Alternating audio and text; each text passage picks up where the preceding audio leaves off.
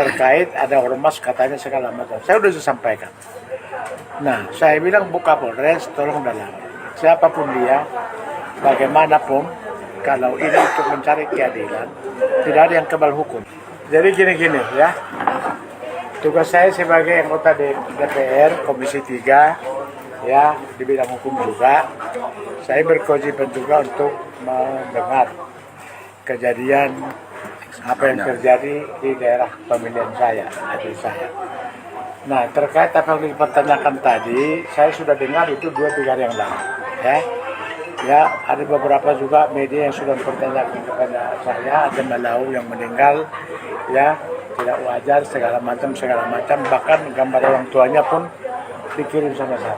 Nah, begitu saya terima informasi itu, saya juga langsung saya berikan kepada Pak Kapolda. Pak Kapolda, tolong ini sikapi ini benar apa enggak? Nah, tuh.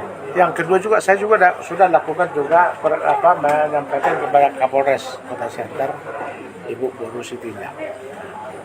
Ibu Boru Sitinjak sudah memberikan sama saya satu skema timeline yang sudah mereka buat, ya, dalam rangka untuk mengungkap kasus ini, ya, supaya terbuka.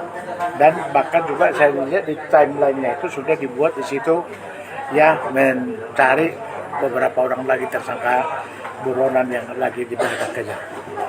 Nah, jadi saya juga mendapat lagi informasi beberapa terkait ada ormas katanya segala macam. Saya sudah sampaikan. Nah, saya bilang Bu Kapolres, tolong dalam siapapun dia, bagaimanapun, kalau ini untuk mencari keadilan, tidak ada yang kebal hukum. Tolong ini segera dituntaskan dan diselesaikan. Dia berjanji segera melaksanakan, baru kemarin saya dengan beliau.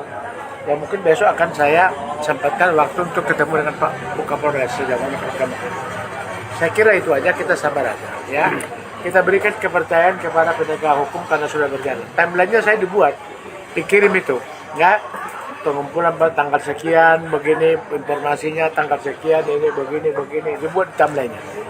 Bahkan juga, ya, dengan bentuk pencarian, ya, tersangka baru yang sedang buron, ya, yang sedang dicari. Jadi kita berikan kepercayaan, ya.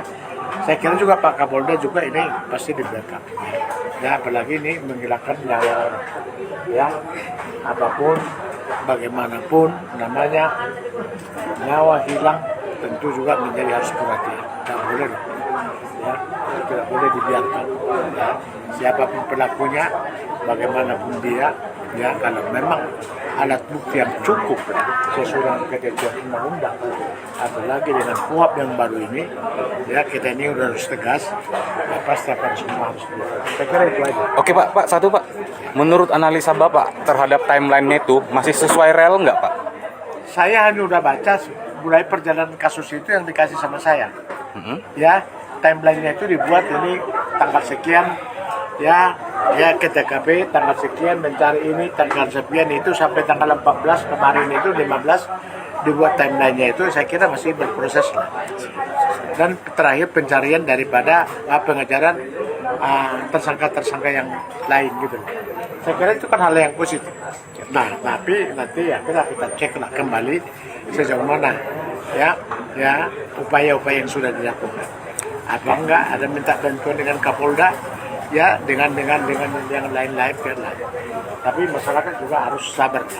Kalau memang masyarakat juga atau pers juga bisa mengetahui siapa orangnya atau dengan bukti, dengan kuat, dengan, ya, data-data yang benar, ya juga saya kira berikan. Karena kita sekarang ini keterbukaan kita di dalam semua mendukung penegakan hukum ini tak ada tanpa kita kecuali. Tapi sekali lagi tidak boleh kita ini hanya kata-katanya, ya, curiga boleh, menuduh jangan, ya. Jadi kalau udah menuduh itu harus ada alat bukti. Ada alat bukti itu lah. Tolong kawan-kawan juga semua bersabar, biarlah penyidik, ya, mengejar, ya, daripada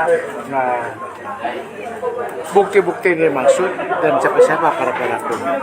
Ya, tapi Bapak juga sepakat kalau masyarakat memberikan atensi khusus untuk ini ya Pak ya? Jangan hanya masyarakat, apalagi saya. Ya, saya semua narkoba pun semua terus saya suarakan terus. Nggak peduli saya, karena memang itu bagian daripada saya. Kemarin saya rapat dengan BNN juga dengan polisi juga di Jakarta juga saya soroti habis-habisan. Ya, Kepala BNN tentang bagaimana upaya penyelesaian narkoba ini karena juara satu ya Sumatera Utara. Ya, Dan satu lagi, ini kan ada semacam disebut-sebut pembiaran anak yang semestinya harus ditahan tapi tidak ditahan karena ini. Apa tanggapan Pak Dewan? jadi begini Mbak ya, semua kita jangan berasumsi negatif. Saya kira semua kita serahkan dulu kepada penyidik. Pasti penyidik juga punya strategi bagaimana memastikan alat bukti yang ada itu apakah yang sesuai dengan kaidah-kaidah norma hukum yang ada. Karena hukum ini hati-hati kita, tidak boleh sembarangan kita untuk mau menerjemahkan letterlet, ya.